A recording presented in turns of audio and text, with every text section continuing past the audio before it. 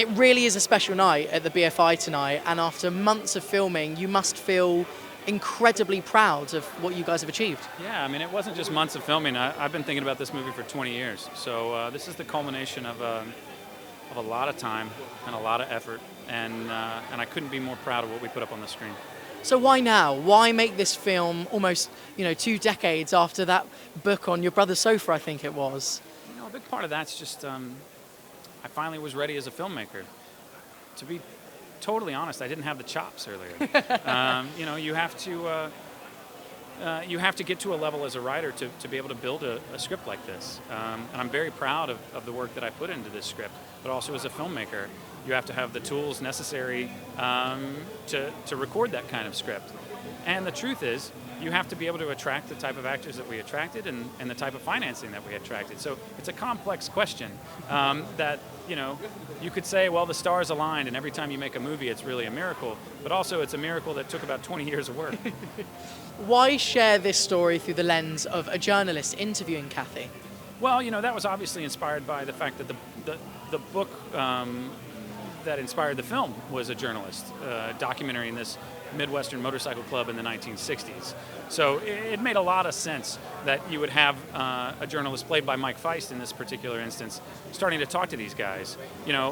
These aren't the most open people in the world, and to have a journalist kind of allowing them to open up and kind of talk through the psychology of why feel like outsiders and why they're in this club together, it felt like a real necessity.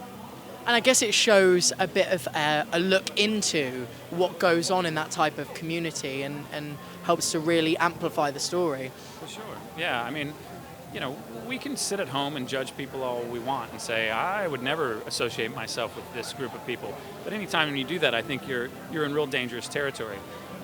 Anytime that we can understand why humans operate the way they do, I think it's a positive thing. And that's really what we're doing here, is we're taking a subculture, we're taking people who felt like they didn't belong in the mainstream, and we're trying to understand how their brains work and why they found such solace in a group like this. Are you a member of any clubs now, or were you when you were younger?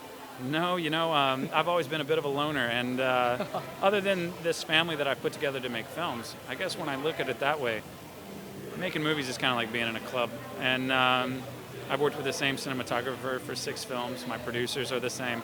I've really built a team around me, and they feel like family. a family. Oh, yeah. 100%. Yeah, we're thinking the same thing. Yeah.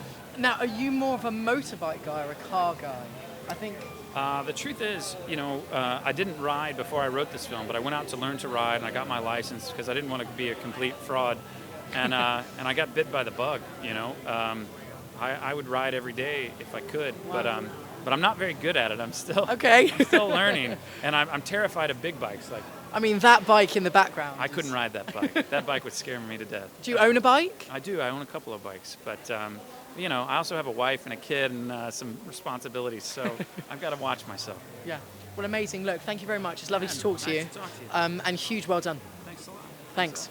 On DAB Digital Radio across Southwest London, this is Riverside Radio.